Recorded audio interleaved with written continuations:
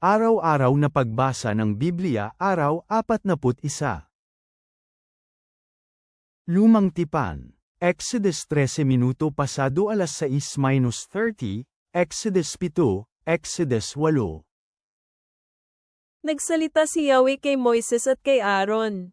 Nagbigay siya ng kautusan para sa mga Israelita at para kay Paraon, ang hari ng Ehipto, na dalahin ang mga Israelita palabas sa lupain ng Ehipto. Ito ay ang mga pinuno sa mga bahay ng kanilang mga ama.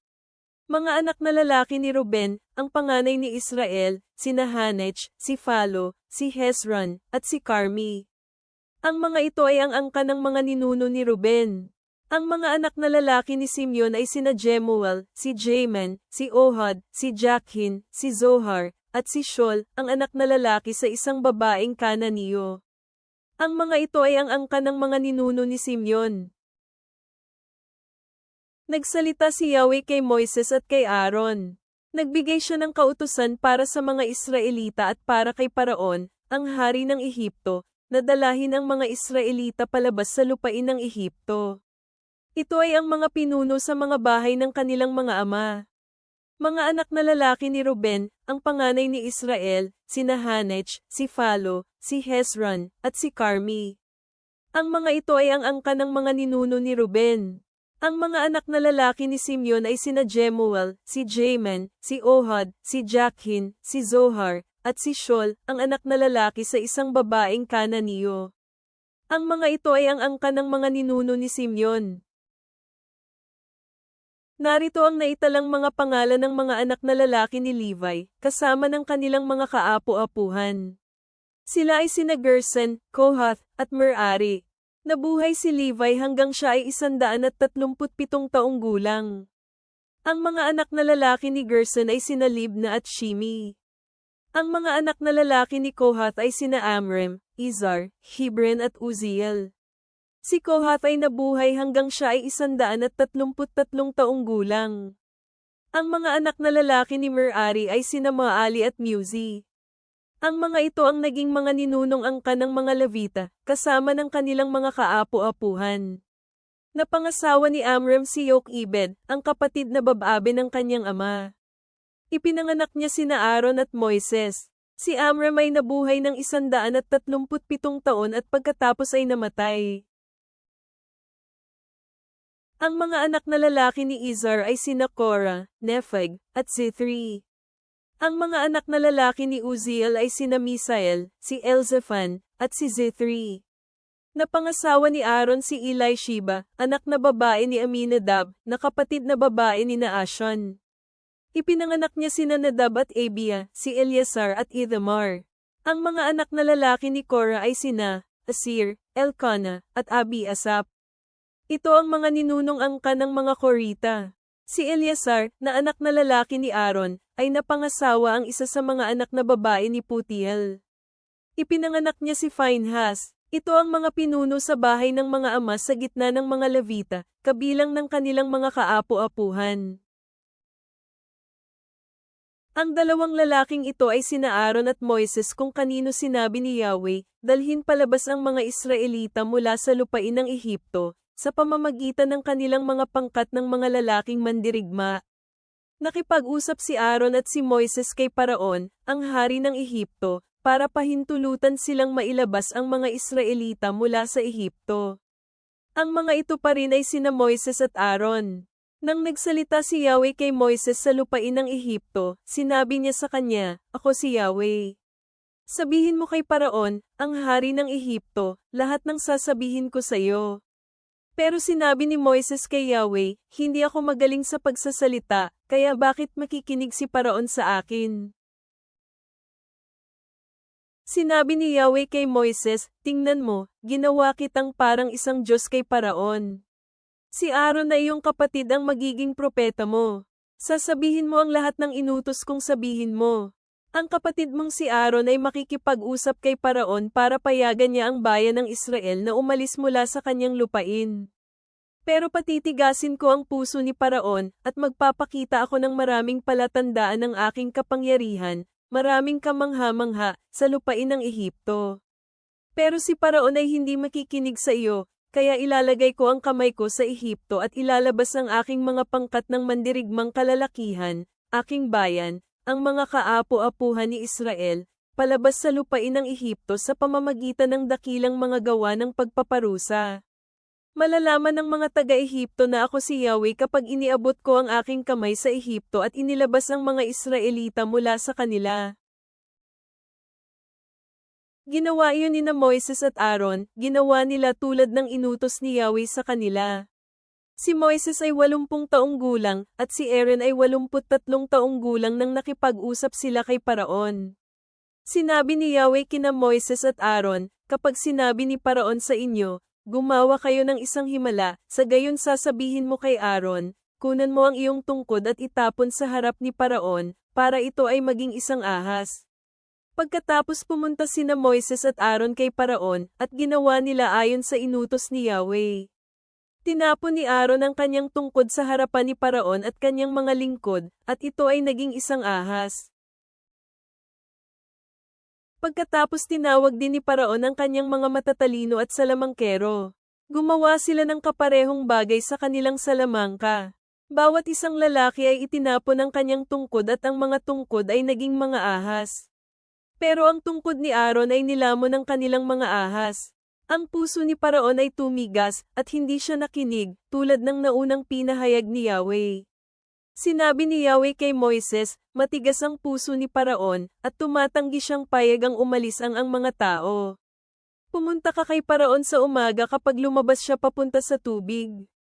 Tumayo ka sa pampang ng ilog para salubungin siya, at hawakan ang tungkod na naging ahas sa iyong kamay.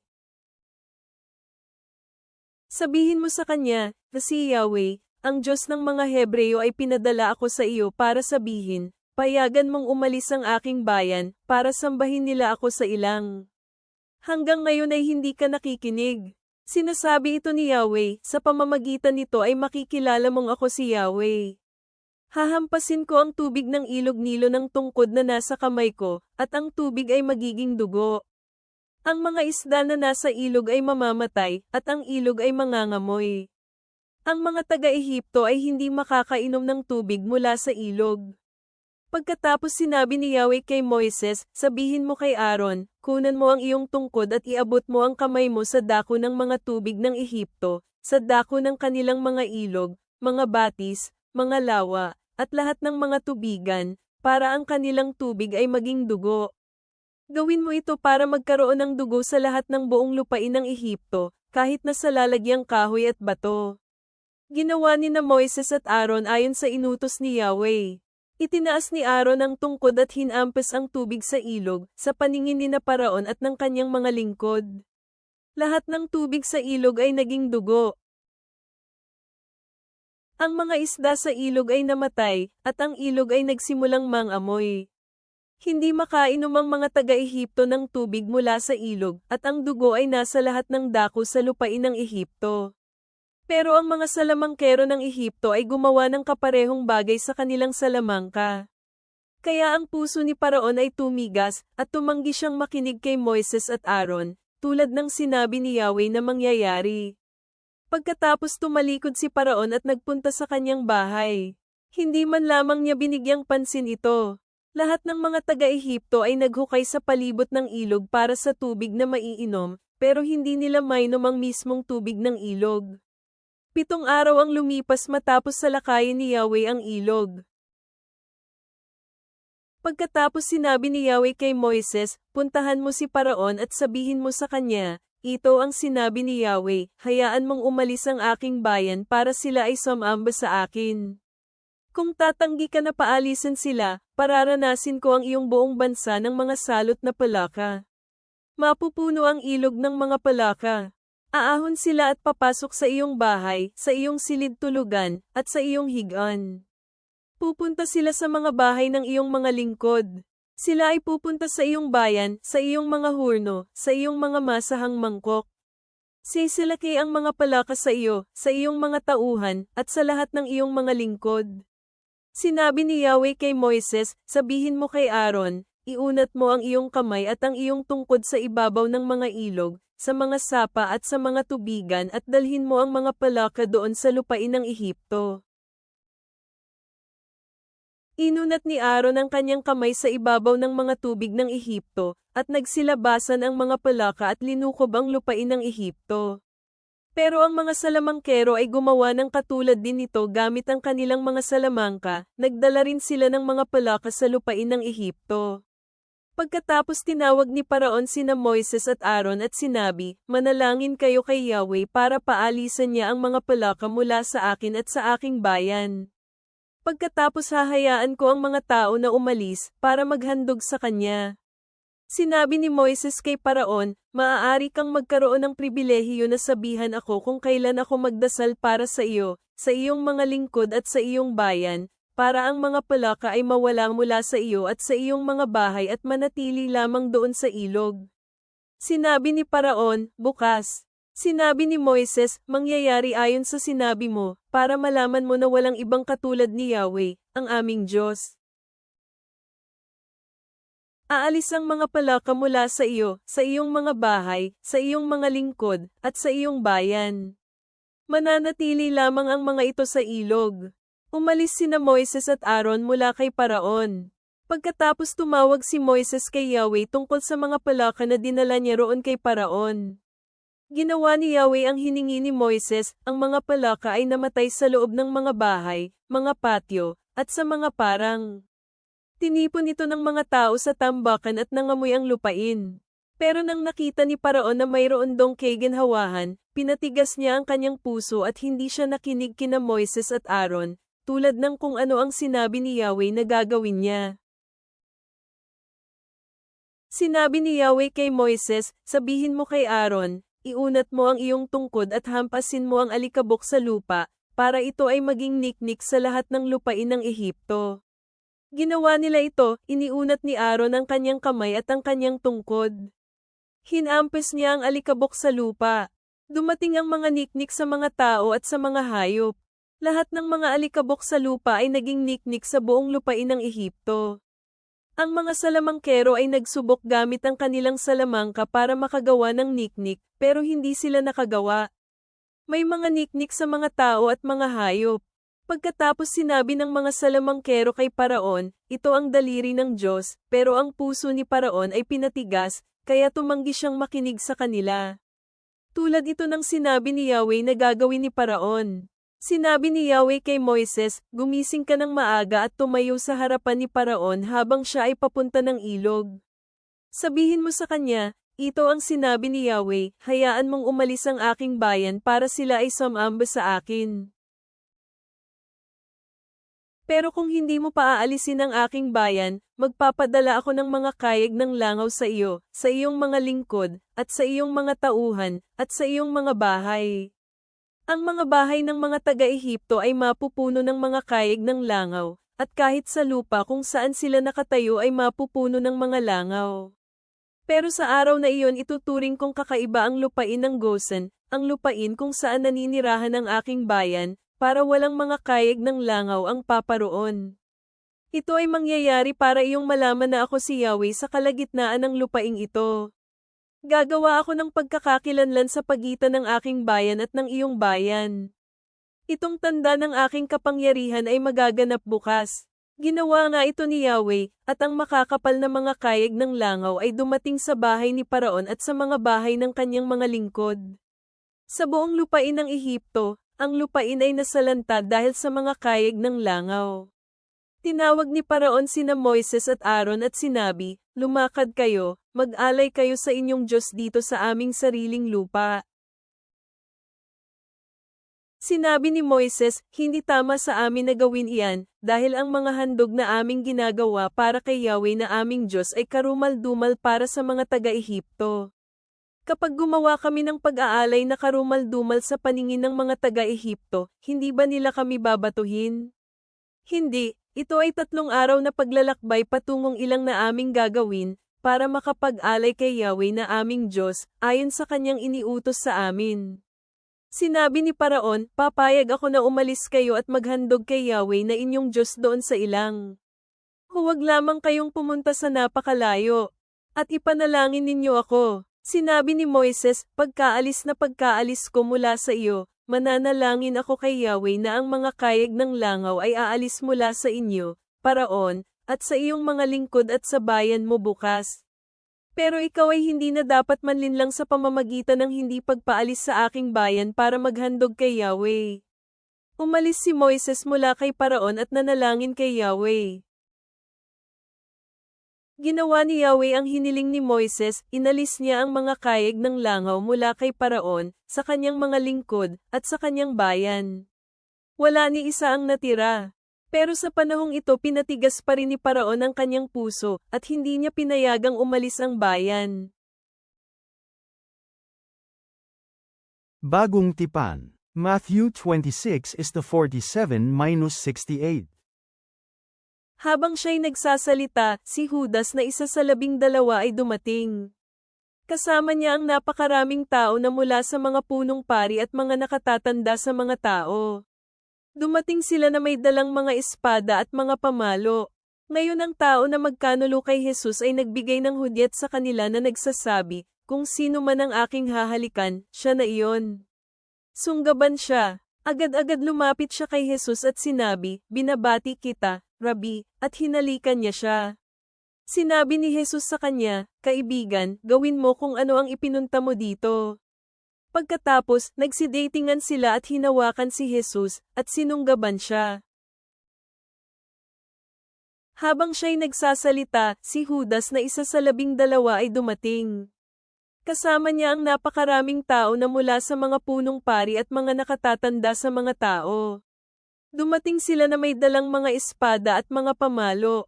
Ngayon ang tao na magkanulo kay Jesus ay nagbigay ng hudyat sa kanila na nagsasabi, kung sino man ang aking hahalikan, siya na iyon. Sunggaban siya. Agad-agad lumapit siya kay Jesus at sinabi, binabati kita, Rabi, at hinalikan niya siya. Sinabi ni Jesus sa kanya, kaibigan, gawin mo kung ano ang ipinunta mo dito. Pagkatapos, nagsidatingan sila at hinawakan si Jesus, at sinunggaban siya. Masdan ito, ang isa sa mga kasama ni Jesus ay inunat ang kanyang kamay at hinugot ang kanyang espada at tinapyas ang alipin ng pinakapunong pari, at tinagpa ang kanyang tainga. Pagkatapos, sinabi ni Jesus sa kanya, ibalik mo ang espada sa kanyang kaluban, sapagkat ang lahat ng gagamit ng espada ay masasawi sa pamamagitan din ng espada.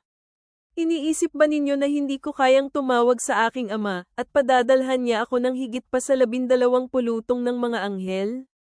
Ngunit paano matutupad ang mga kasulatan na dapat mangyari?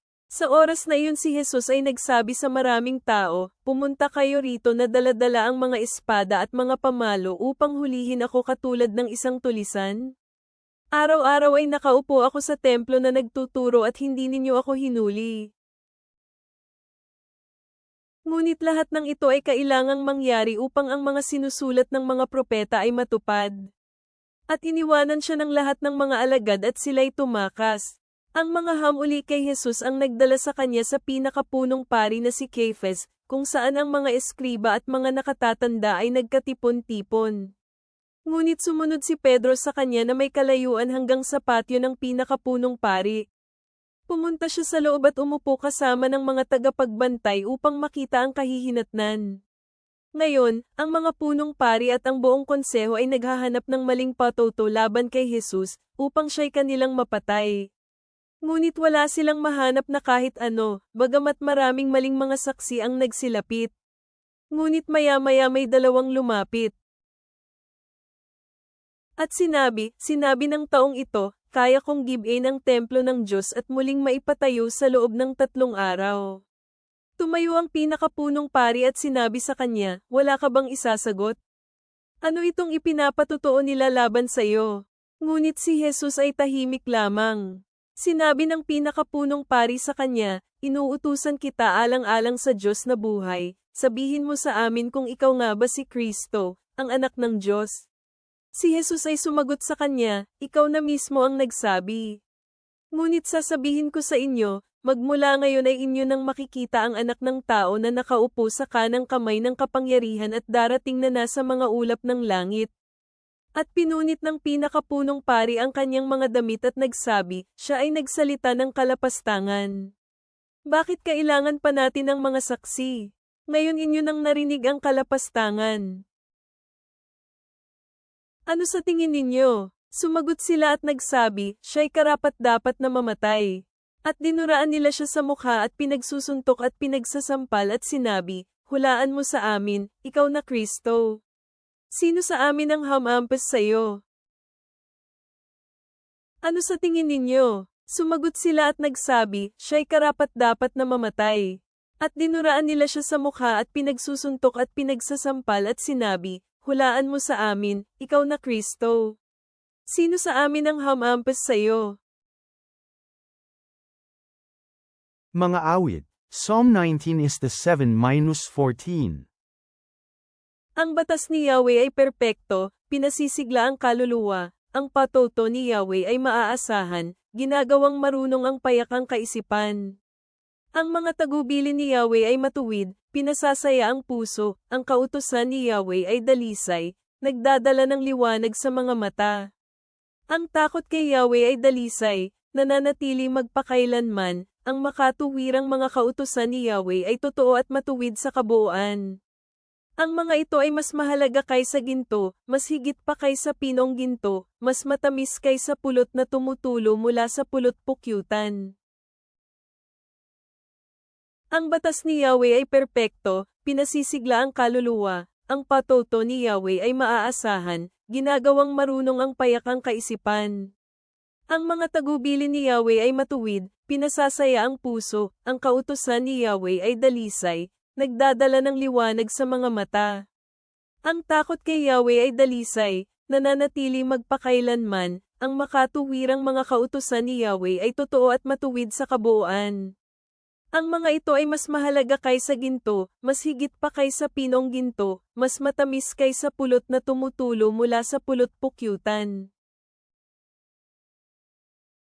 Sa pamamagitan ng mga ito ang iyong lingkod ay binalaan, sa pagsunod dito ay may malaking gantimpala. Sino ang makababatid sa lahat ng kanyang sariling mga kamalian? Linisin mo ako sa mga lihim na kasalanan. Ingatan mo rin ang iyong lingkod sa mga kasalanang mapagmataas, huwag mong hayaan na ang mga ito ay maghari sa akin. Sa gayon ako ay magiging ganap, at inosente sa maraming kasalanan. Nawa ang mga salita ng aking bibig at mga saloobin ng aking puso ay maging katanggap-tanggap sa iyong paningin, Yahweh, aking bato at aking manunubos. Mapagmalasakit na Diyos, nakikita mo ang aming pagkaligaw at ang aming pangangailangan ng isang pastol na gagabay sa amin pabalik sa tamang landas. Habang pinagninilayan namin ang pagkamatay ni Juan Bautista at ang habag ni Jesus sa maraming tao, galawin mo ang aming mga puso ng parehong habag.